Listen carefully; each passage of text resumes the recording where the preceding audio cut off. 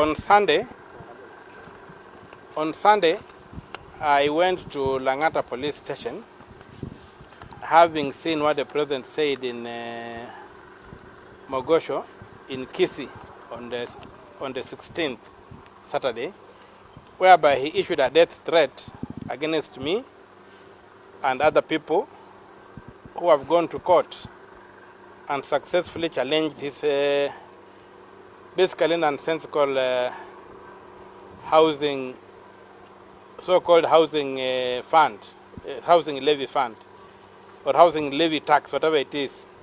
So he made remarks whereby he directly isolated the people who had taken that case to court,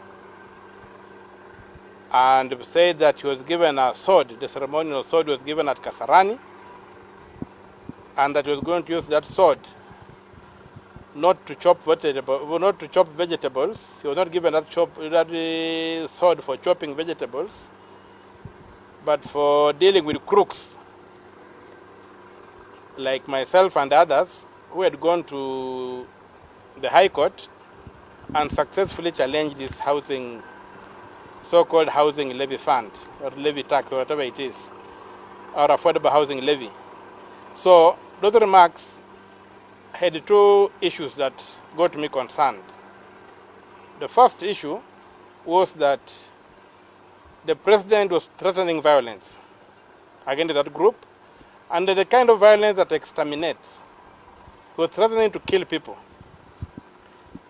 by saying he's going to slash them. And another thing, the second thing, is that he deliberately dehumanized the people who went to court by calling them crooks. And that particular thing irked me. And I can tell you that, for me, there's no ground upon which Ruto can stand and call me a crook. People who know the history of this country know that both of us have been taken to court. And him was accused of theft, stealing public assets. I was accused of holding demonstrations to demand good governance. So who should call the other one a crook? One who has been formally indicted for theft, or me was indicted for fighting for good governance. But more than that, the whole purpose of what the president said, and if you look at everything where people are murdered and killed, the first step is to dehumanize them. Call them cockroaches, call them whatever. In this particular case, the president referred to me and my group as crooks, wakora, whom is going to slash. So already they have dehumanized us, and so eliminating us will not be eliminating human beings. He will be eliminating wakora. So concerned about my own life, that the president issued that death threat and already dehumanized me, and because I live under the jurisdiction of Lang'ata police station, on Sunday I went to Lang'ata police station, making an attempt to report this matter, to get an OB. I was kept there for more than 6 hours, being taken around. Eventually one of the junior officers came and said, "My brother, the discussion I've picked is that they are not going to record your statement. And what I would advise you to do is to go to the crime scene where the crime was committed. That's in Kisii.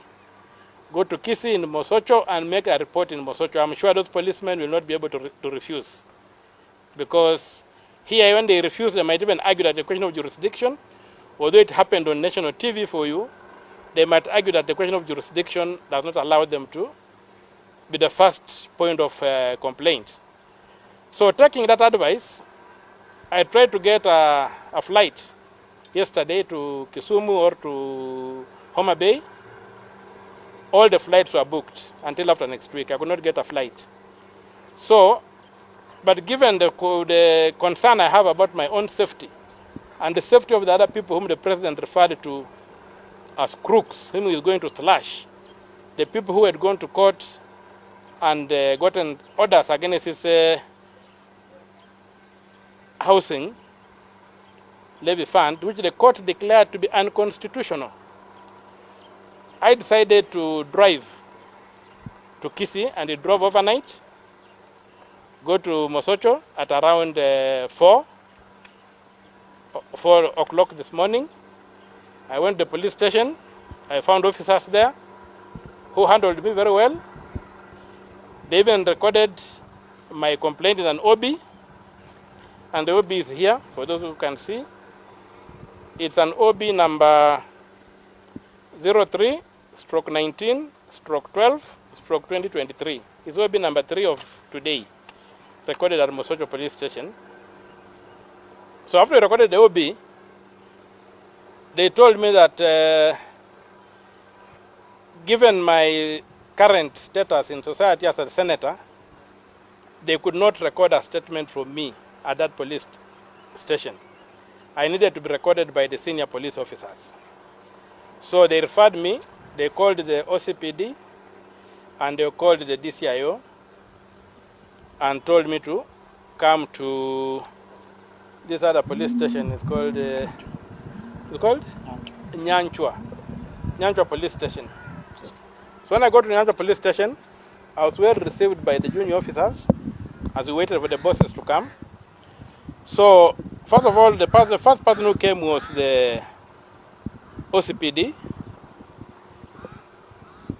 He greeted me and asked me to get into his office. He's called Mr. Kazungu Charo, the OCPD. And he did something very strange. He began raising an issue with my phone. He just claimed that I was recording him.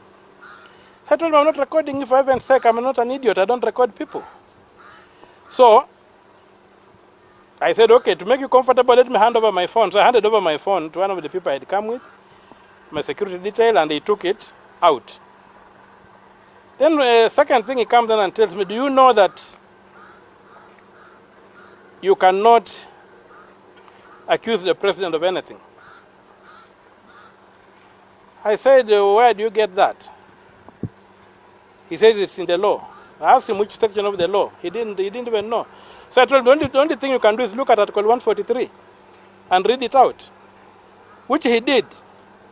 And Article 143 does not stop the president from being investigated and being recorded. It only stops his being prosecuted.